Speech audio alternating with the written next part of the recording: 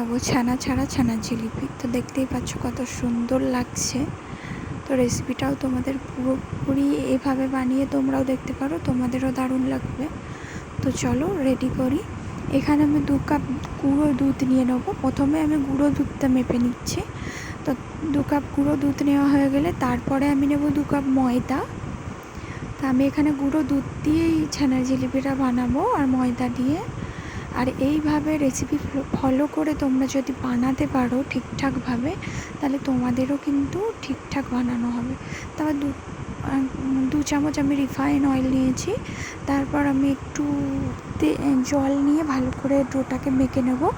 বেশি জল দিতে যাবে না, যদিও এখানে দুধটা আছে, যার জন্য একটা চটচটে ভাব চলে আসবে। জলটা যতটা পারবে কম দেওয়ার চেষ্টা করবে, অল্প অল্প করে দিয়ে মাখবে। জল বেশি প্রয়োজন এখানে হবে না। তো এখানে আমার মাখা কমপ্লিট। তো এবার আমি এটা রেস্টে রেখে দিয়ে আমি চিনির শিরাটা তৈরি করে নেব। তার জন্য আমি এখানে 3 কাপ চিনি নিয়েছি। 1 কাপ আমি দেখাতে ভুলে গেছি। তো এখানে 3 কাপ চিনি নিয়ে আমি শুধু চিনিটা গলা অবধি ওয়েট করব। আমি কিন্তু চিনির শিরাটাকে মোটা করব না, বেশি গাঢ় করব না।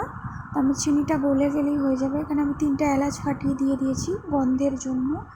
তো আমার চিনিটা এখানে গলে গেছে প্রায়। চিনিটা পুরোপুরি গলে গেলে আমি বন্ধ করে দেবো। হয়ে গেছে আমার চিনির শিরাটা, গলে গেছে। তোমরা ভালো করে দেখে নাও। এই যে চিনি উঠছে না, দেখতেই পাচ্ছ। তো চলো এবার আমি ভালো করে ডোটাকে মেখে নেব। দেখতেই পাচ্ছ কত সুন্দর হয়েছে। এবার আমি লম্বা লম্বা করে ছোট্ট ছোট্ট লেচি নিয়ে লম্বা লম্বা করে এবার জিলিপির শেপটা দিয়ে দেবো। আর অবশ্যই ছোট ছোট করবে, কারণ সেটা তেলেও ফুলবে আর রসেও ফুলবে, তাই ছোট ছোট করার জন্য বলছি।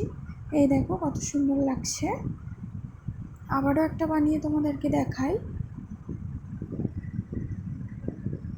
আর এইভাবে রেসিপিটা ভালো করে ফলো করে বানিয়ে রেখো, তোমরা বুঝতে পারবে না এটা দোকানের না কেনা। আর অবশ্যই জানিও আমাকে কেমন হয়েছে। আর যাদের যাদের ছানা জিলিপি খেতে ভালো লাগে, কোনো ঝামেলা ছাড়াই এইভাবে বানিয়ে নিও। তারপর আমি একটা কড়াইয়ে তেল গরম করে নিচ্ছি। আমার এখানে সব কটা জিলিপি বানানো হয়ে গেছে।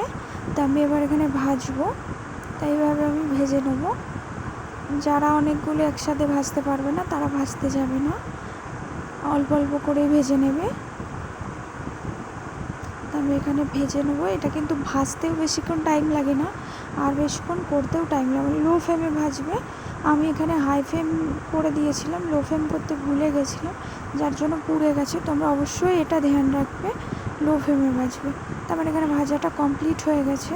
আবার আমি একটা ভেজে নেব। আবার একবার ভেজে নিচ্ছি। দেখো এইভাবে বানিয়ে দেখো, খুব সুন্দর লাগবে। আর অবশ্যই ভালো লাগলে লাইক করতে ভুলো না, সাবস্ক্রাইব করতে ভুলো না, শেয়ার করতে ভুলো না। আমি এখানে ফুড কালার দিয়ে দিলাম। আবারও রসটাকে গরম করব। আমি চিনির শিরাটাকে গরম করে অল্প ফুড কালার দিয়ে দিয়েছি। এখানে আমি সব কটা জিলিপি দিয়ে দিচ্ছি। আর অবশ্যই রসটা অনেক বেশি হতে হবে, চিনির শিরাটা অনেকটা বেশি হতে হবে, নাহলে কিন্তু কোনোটাতে রস ভরে যাবে, কোনোটাতে ভরবে না, যেটা আমার হয়েছিল। চিনির শিরাটা বেশি করে করবে, যতটা পারবে বেশি করে করবে। এখানে কিন্তু চিনির শিরাটা অনেকটাই কম। এটা পুরোটা টেনে নেওয়ার পরেও কোনো ভিতরে ঢোকেনি চিনির শিরাটা। তা আমি প্রথম 10 মিনিট এভাবে হাই ফ্লেমে করব। আর অবশ্যই ফেসবুক থেকে দেখলে পেজটাকে ফলো করে দিও, লাইক করে দিও আর শেয়ার করে দিও। আর এইভাবে বানিও আর আমাকে অবশ্যই কমেন্টে জানিও। তো আমার এখানে হয়ে গেছে 10 মিনিট। আমি বন্ধ করে চাপা দিয়ে দিলাম। চাপা দিয়ে ফিরছি। দেখতেই পাচ্ছ সব রস টেনে নিয়েছে। আর এখানে এই দেখো কত সুন্দর লাগছে। আর তোমরা অবশ্যই জানিও।